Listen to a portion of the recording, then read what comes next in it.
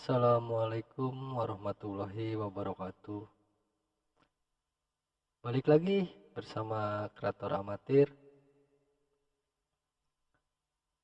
Kali ini saya akan melanjutkan cerita yang kemarin. Kita lanjut ke episode ke-8. Sebelum kita lanjut, seperti biasa untuk teman-teman semua, saya mohon dukungannya dengan cara klik subscribe, like, komen, dan juga share ke media sosial teman-teman semua untuk membantu mengembangkan channel ini. Dan nyalakan loncengnya untuk mendapatkan notifikasi dan update terbaru dari channel ini. Sebelum kita lanjut, alangkah baiknya kalau kita berdoa terlebih dahulu. Kita berdoa menurut kepercayaan masing-masing. Berdoa mulai.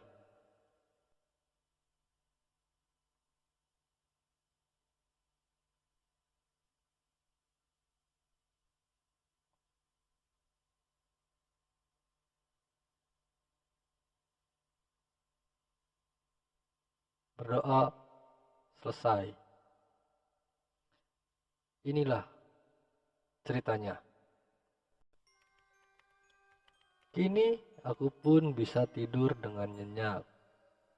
2 tahun pun sudah berlalu. Hari-hari pun berjalan seperti biasa, selalu bertemu dengan makhluk-makhluk yang ingin ditolong. Singkat cerita, kelulusan pun tiba dan aku pun berencana untuk melanjutkan sekolah ke luar kota, yaitu kota Subang. Kota di mana tempat tinggal almarhum bapakku. Rasa sedih pun segera menghampiriku karena aku harus berpisah dengan sahabatku Mila dan juga ibu. Rencananya aku akan tinggal di rumah paman, namun aku putuskan untuk kos saja karena aku gak mau merepotkan paman dan juga bibi.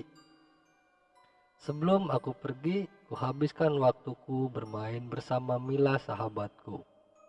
Ada niatan untuk menceritakan semua pada Mila, namun kuurungkan karena aku gak mau membuat Mila cemas dengan kelebihanku. Selama 3 hari, kuhabiskan waktu bersama Mila dan malamnya bersama ibu. Singkat cerita, hariku untuk pergi ke Subang pun telah tiba. Mila pun ada di rumahku untuk memberikan kenang-kenangan sebagai tanda perpisahan kita. Aku pun tak bisa menahan sedih.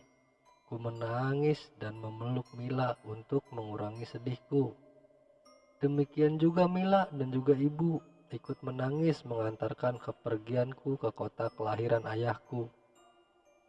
Untuk sementara, aku tinggal di rumah paman, setidaknya sampai aku menemukan tempat kos yang nyaman. Ternyata pamanku juga memiliki anak seumuranku dan akan masuk ke SMA yang sama denganku. Namanya Dewi Nurhasanah, biasa dipanggil Dewi. Kulihat ke sekeliling ruangan yang akan menjadi kamarku. Namun tiba-tiba Dewi berbicara sendiri.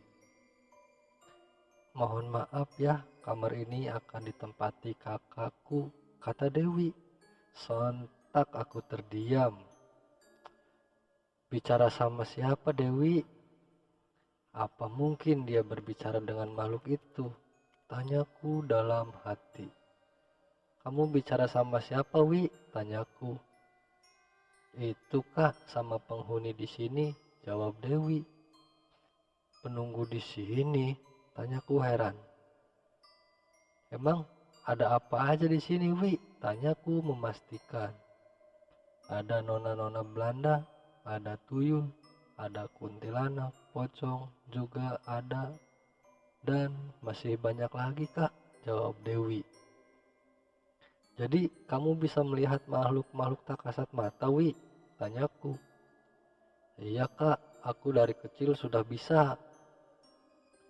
Iya kak, aku dari kecil sudah bisa melihat makhluk-makhluk seperti itu. Dan yang ada di sini, mereka temanku sedari kecil kak, jawab Dewi. Sulit dipercaya, semuanya sama persis seperti yang aku alami. Bahkan kelebihannya pun sama denganku. Namun perbedaannya adalah dari tingkahnya yang seakan-akan ingin dipuji dengan kelebihannya. Sedangkan aku cenderung ingin menyembunyikannya. Singkat cerita, kami pun mulai membereskan tempat itu agar malam ini aku bisa menempati tempat itu. Alhamdulillah, selesailah kami. Namun Dewi bergegas pergi keluar rumah dan entah mau kemana. Aku tak sempat menanyakannya. Akhirnya, setelah selesai melaksanakan sholat maghrib dan isya, ku putuskan untuk tidur. Namun, tidurku terasa tidak nyaman karena seperti ada yang memperhatikanku di setiap sudut ruangan. Dan akhirnya ku coba beranikan untuk berinteraksi dengan makhluk-makhluk yang ada di dalam ruangan ini. Ternyata di luar dugaanku, makhluk yang kuanggap jahat ternyata begitu baik terhadapku. Saking asiknya aku berinteraksi sampai tak terasa waktu sudah menunjukkan jam setengah 12 malam. Lalu kuputuskan untuk tidur. Tak lama setelah aku tertidur, aku mulai bermimpi kembali. Kakek Dahlan kembali datang dalam mimpiku. Assalamualaikum cu, ucap kakek. Waalaikumsalam kek, jawabku. Kini kamu sudah semakin besar ya cu, kata kakek. Iya kek, alhamdulillah Susi sudah mau masuk sekolah menengah atas kek, kataku. Kamu harus berhati-hati ya cu, kata kakek. Hati-hati kenapa kek, tanyaku. Semakin kamu besar akan semakin banyak rintangan. Bukan hanya makhluk penasaran saja yang akan kamu temui, melainkan hantu jadi-jadian, hantu jalanan, siluman, dan yang lain-lain. Kalau kamu tidak kuat dengan imanmu, bisa saja kamu termakan rayuan dan hasutan mereka. Maka dari itu, kuatkanlah imanmu cu. Bimbinglah keponakanmu agar tidak gegabah. Dan carilah satu anak lelaki yang memiliki pendamping seorang ratu untuk menjagamu, karena laki-laki itu adalah keponakanmu juga. Benarkah yang kakek bilang kalau dia masih keponakanku? Benar cu. Kakek memiliki 3 orang anak laki-laki dan memiliki kelebihan yang orang lain gak punya kecuali Didi, ayahnya Dewi, karena beliau tidak menginginkannya. Semisal kamu dengan Dewi memiliki mata batin yang terbuka, namun ponakan lelakimu memiliki kelebihan yang melebihi kamu cu.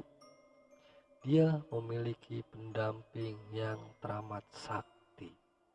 Nyimas Ratu Sri namanya. Namun Nyimas Ratu Sri tak akan bisa dilihat oleh kalian. Nyimas Ratu akan menampakkan wujudnya apabila beliau berkenan. Tugasmu sekarang adalah mencari keponakanmu itu dan bersatulah untuk menolong makhluk-makhluk yang tersesat dan menyadarkan manusia-manusia yang terjerumus ke lembah hitam. Iya kek, nanti Susi cari, jawabku. Tapi di mana kek Susi harus mencarinya? Berdoalah meminta petunjuk pada Gusti Allah. Niscaya Gusti Allah akan memberi petunjuk. Baik kek, akan Susi cari dia. Kalau boleh tahu siapa nama dan bagaimana ciri-cirinya? Namanya Santo. dan orangnya agak sableng dan kocak. Ingatlah ciri-cirinya dan namanya. Kakek tidak akan memberitahu secara lengkapnya. Anggap saja ini teka-teki dari kakek agar kamu bisa berpikir dan berusaha untuk menemukan keponakan lelaki itu. Agar kamu bisa menemukan keponakan laki-lakimu. Ingat ya cuk, jangan pernah lupa nasihat kakek di atas. Kuatkan iman dan takwamu pada Gusti Allah. Ya kek, Susi akan ingat. Ya udah, sekarang kakek pamit karena sebentar lagi waktu subuh akan datang. Setelah ku terbangun, waktu menunjukkan jam 3 dini hari. Ku berjalan menuju kamar mandi untuk mandi dan kemudian berwudu. Melanjutkan sholat tahajud untuk meminta petunjuk apa yang dikatakan kakek.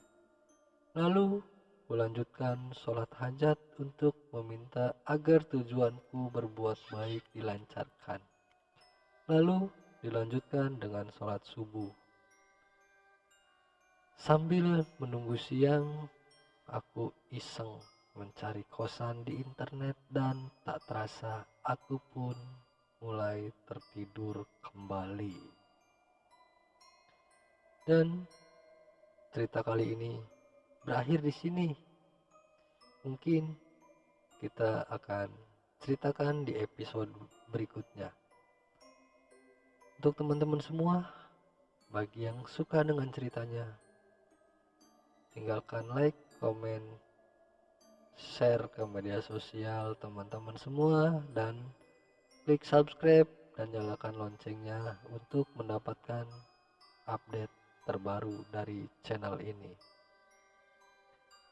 Sekali lagi, saya ucapkan wabillahi taufiq wal hidayah.